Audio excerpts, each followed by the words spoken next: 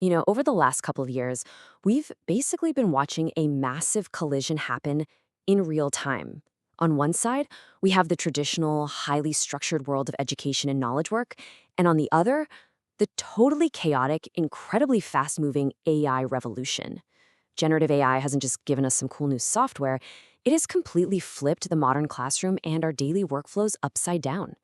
It's forcing all of us to ask some really fundamental questions about how we learn, how we write, and honestly, how we even think. And the sheer scale of this adoption, it's just staggering. To put it into perspective, a recent global survey revealed that a massive 58% of American students actually acknowledged using ChatGPT. I mean, think about that. This isn't just some fringe technology being played with by a handful of tech enthusiasts anymore. It is completely mainstream. And look, with massive adoption comes a massive wave of disruption that educators and professionals everywhere are literally scrambling to understand. So here's our roadmap for this explainer.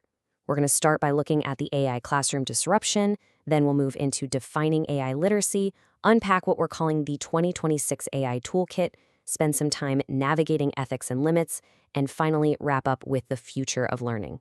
Let's dive right in. Section 1. The AI classroom disruption, chaos in the education system. Okay, let's rewind a bit. The initial response to generative AI suddenly showing up in the classroom was incredibly fast-paced and, let's be real, a little bit chaotic. Back in November 2022, ChatGPT launched, and that almost immediately led to some serious panic. By January 2023, major school districts like Los Angeles and New York City were handing down knee-jerk bans to try and head off what they thought was going to be this absolute epidemic of cheating. But then reality set in. By April, research was already showing that blanket bans were pretty much impossible to enforce, and the software used to detect AI writing was deeply, deeply flawed. So by May 2023, districts like NYC actually began repealing those same bans. They realized that preparing students for a workplace that's inevitably going to be integrated with AI was way more important than trying to build a wall against the technology. And this whole situation created a massive tension between valid fears and practical reality. I mean, educators absolutely had legitimate concerns. We're talking cheating, plagiarism, and a very real fear of cognitive decay if students just flat out stopped writing for themselves. But on the flip side, the reality on the ground was that students were actually finding these tools incredibly helpful. They were using them for brainstorming, summarizing super complex research, and even acting as these personalized interactive tutors when in-person help just wasn't an option. Section 2. Defining AI literacy, a new framework for learning. Because those outright bans proved pretty ineffective, educators are now adopting a completely new framework. It's called AI literacy, which is essentially the ability to critically evaluate, communicate, and collaborate effectively with AI. And frankly, this is no longer just a school requirement. It's practically a mandatory modern survival skill. It requires a really solid baseline of digital literacy, because it's not just about typing a question into a chat box, right? It involves fundamentally understanding that large language models actually generate novel text based on vast data patterns. They aren't just retrieving pre-written responses like a traditional Google search. Researchers break this concept down into 4 core pillars. First off, you have to actually know what AI is and deeply understand its inherent biases. Second, you must learn how to actively use it. Hello, prompt engineering. Third, you have to be able to evaluate its output. That means you need the critical thinking skills to identify exactly where an AI is exceptionally strong and where its inevitable weak spots are. And finally, you have to understand the ethics of bringing these powerful systems into your daily work. Section 3. The 2026 AI Toolkit. Actionable workflows.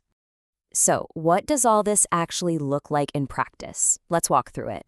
Imagine you're tackling a really dense research project. Step 1, you find your hard facts with a tool called Consensus. Step 2, you digest that heavy material using Notebook LM. Step 3, you draft and format your academic writing with PaperPal. And finally, Step 4, you turn all that hard work into a slick, professional presentation using Gamma. Let's break these down a bit more because this is where it gets fun. We all know AI can sometimes just confidently invent things, right? We call it hallucinating facts. Well, Consensus is essentially the antidote to that. It's an AI-powered search engine that strictly searches through peer-reviewed studies. So if you ask it a complex research question, it is not going to scrape random internet opinions for you. It delivers actual answers, complete with direct citations backed by real science. It's an absolute powerhouse for fighting off misinformation. Okay, so once you have those trustworthy sources, you need to digest them. That's where Notebook LM comes in. This tool lets you upload up to 50 sources at once.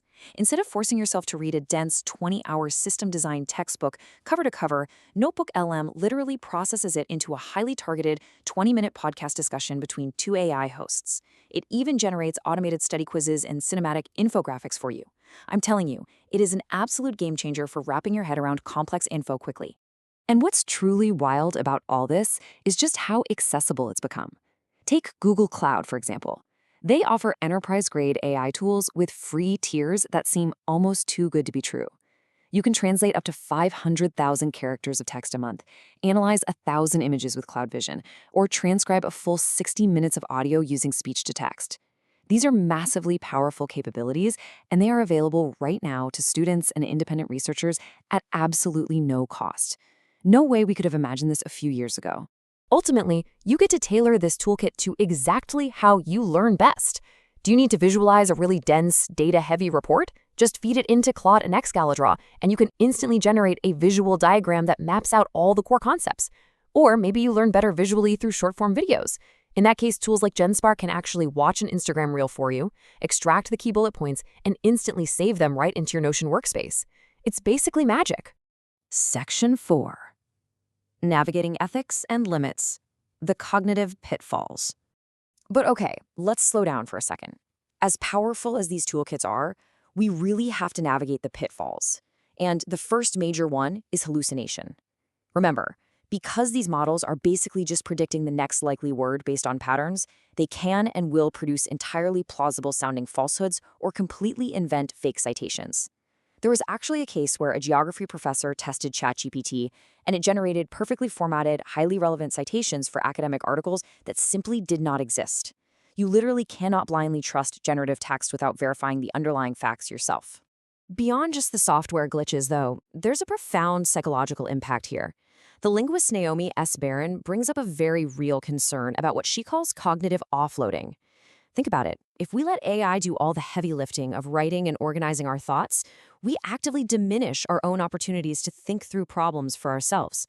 There's a tangible, very real fear among educators right now that an over-reliance on these models might negatively impact memory retention and long-term brain development, especially in younger students. Which brings us to the whole AI detection dilemma. Obviously, schools rushed to use software like Turnitin to catch AI-generated essays, but it turns out these classifiers have notoriously falsely flagged completely innocent students, causing an immense amount of academic distress.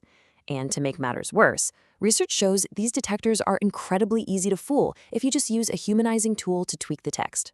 The hard truth is, truly reliable AI text detection may never actually be possible, as these models get more and more advanced.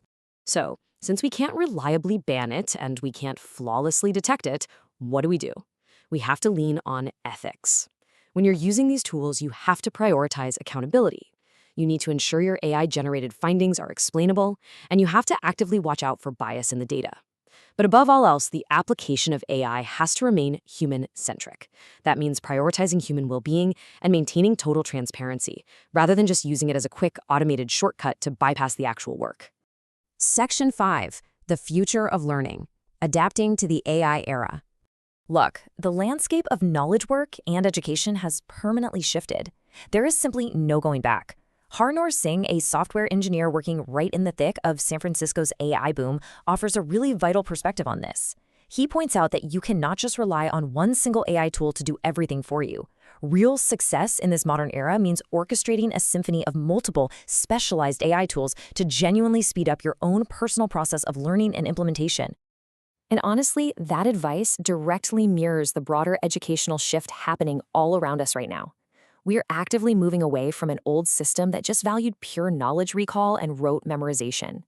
Instead, the focus is shifting entirely toward critical thinking, complex reasoning, and dynamic AI literacy. Going forward, it's really going to be about how well you can guide these tools, critically evaluate their output, and then synthesize all those results into something truly meaningful. Which leaves us with one final, incredibly provocative question to end this explainer on.